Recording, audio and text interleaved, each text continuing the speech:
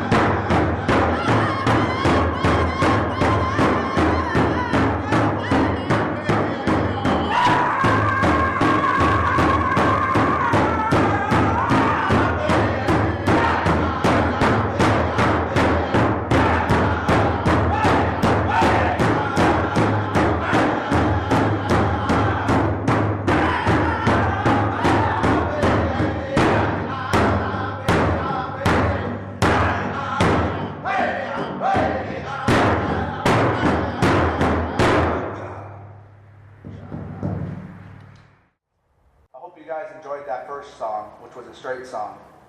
Now I want to take some time to talk about the drums and to talk about the drumsticks and the materials and the process. So first I'll talk about the drums.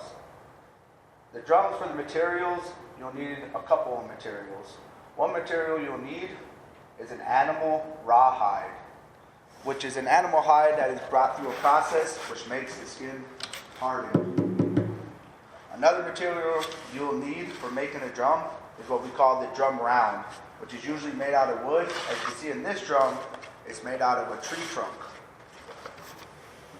If you take a look at this drum, that's made out of wood from a hardware store.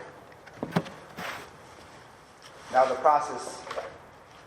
Once you have your round and you have your hides, the first thing you're going to want to do is to take your hide and soak it. Now this could take a while. It could take hours, sometimes even a day. And the reason why you want to soak the animal hide is because once you soak it, it becomes easier and more pliable for you, and it stretches. Now the animal hide can be all kinds of different types of hides. There's elk hide, there's moose hide, there's deer hide, there's buffalo hide, there's even some, and nowadays we'll even use cow hides on our drums. So once you soak your hide, what you're going to want to do is you're going to want to lay it out flat. And you're going to take your wooden drum round, and you're going to place it over, and you're going to cut out what we call the drum heads, which is this part of the drum that you see here. And once you got those cut out, you're going to want to take the rest of your hide and cut out rawhide lacings to lace it all up. Now once you have everything cut out and soaked, you're going to want to do it while the hide is still wet, and you're going to want to poke holes in your drum heads. And then lace the lacings through there and tighten it really, really tight. And then once you got it tight, you're going to want to put that drum up, and you're going to want to let them dry. And this could also take a long time. And once he's dry, it will make a sound like this. Now you can see there's different types of drums that I have here. I have this drum, which is just a regular powwow drum. And you can see we have different sizes of that style of drum, like this big boy we have here, Big Blue. You can't even see me. Hide behind him. That's a big guy. This guy can fit a lot of singers around him. And also we have a hand drum, which you'll also see a song sang on this later on in the video. And this is a drum that's handheld that I can hold in my hand. It's made out of pretty much the same materials. You have a drum round, you can see on the inside, that's made out of wood. And then you have your rawhide lacings, and then you have your rawhide drum head. This specific drum is made out of a deer hide. And you can hear how it has a more tingier sound than you'll hear from this drum, which is a cowhide. Now I want to take a moment to talk about the drumsticks. There's also different styles of drumsticks. And here I got two of them. Two different styles. We'll talk about this one first. This is a style of drumstick here. And you can see on the head, it's made out of a fluffy material, almost like a sheep fur. And we have leather for the handle. And then we have tape. And under that tape is a fiberglass rod. Those are the materials it's made out of. And with this one, it's pretty much the same except for the head is leather. Now the reason for that is because you get different sounds from the drumsticks. This one will be a little bit of more of a muffled, deeper sound. This one will be a little bit more of a slappier, louder sound. You can see those make very different sounds. Depending on the style that you're singing in the drum groups use either style of drumsticks. Now the process of making these drumsticks. Now like I said, the first thing you're going to want is a fiberglass rod. It's about just a little bit over your forearm length. And you're going to cut that out, and you're going to want to take some duct tape and put a little layer of duct tape for the head, and then the handle is made out of all duct tape. Once you get that part done, you're going to take some yarn. You're going to take the yarn and you're going to wrap it around the head. And then once you get all the yarn down, sometimes what I like to do is I like to tape that yarn down. Some people don't. You tape that down, and then you put your leather over your head and over your handle. Now you can see I have really cool designs in the tape here.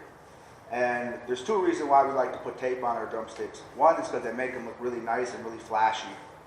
Another thing is because these are made out of fiberglass, and once in a while we do have breaks that happen. And when a break happens, this will help contain the fiberglass so it doesn't go everywhere. So now that you know what the drums are made out of, and you know the process, and also what drumsticks are made out of, and the process of those, take some time and enjoy this next song. It's a Crow Hop by the Redbone Drummer.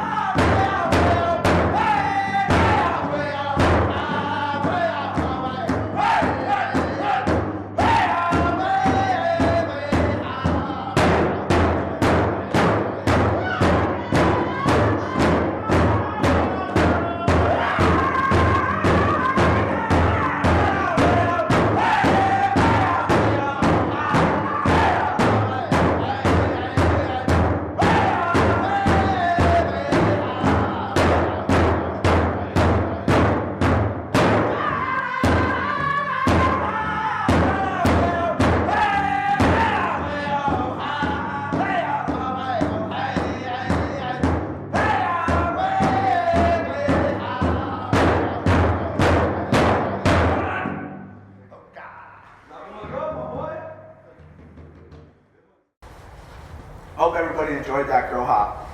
Now I want to take some time to talk about the different styles of songs, talk about the song structure, talk about the beats. As you may have noticed from that song, the crow hop, and how much different the beat was from the straight song. Now if you listen to the straight song had a little bit of a faster beat and more of a steady beat. If you remember the crow hop that you just got done listening to, was more of a chop beat. Now, there's all kinds of different styles of songs and specialty songs that we sing. We sing straight songs a lot for dance categories and for intertribals and things like that. And we also have specialty songs like the crow hop. We also have the round dance. We have the double beat. We have the sneak up. And we also have ruffle songs. So there's all kinds of different songs as a Native American singer that we have to learn. There's songs for everything. Now the different styles of songs in the crow hop are specialty songs. They're all like change-up songs. And these songs allow the dancers to use different moves and to use a different style while they're dancing. And each style of dance has a song that goes along with it. Now let's take some time to talk about some of the song structure. Now if you listen to the songs, on these songs we're doing what's called 3 push-ups. Now if you listen to the song very carefully, you'll hear one person leading, and then you'll hear everybody come in, which is called the second. And then after everybody comes in, the song will continue into what we call is the body. And then it will repeat with a lead again, a second, and then a body. And then it'll do it one more time. Every time it does it, it goes through that pattern once. We call that 1 push-up. Typically songs run about 4 push-ups at powwows. Sometimes they can be longer, and sometimes they can be shorter, depending. And now that you know a little bit about the different styles of songs and a little bit about some of the song structure, enjoy this next video, which is a hand drum round dance song, sang by a good friend of mine, Darren Copenis.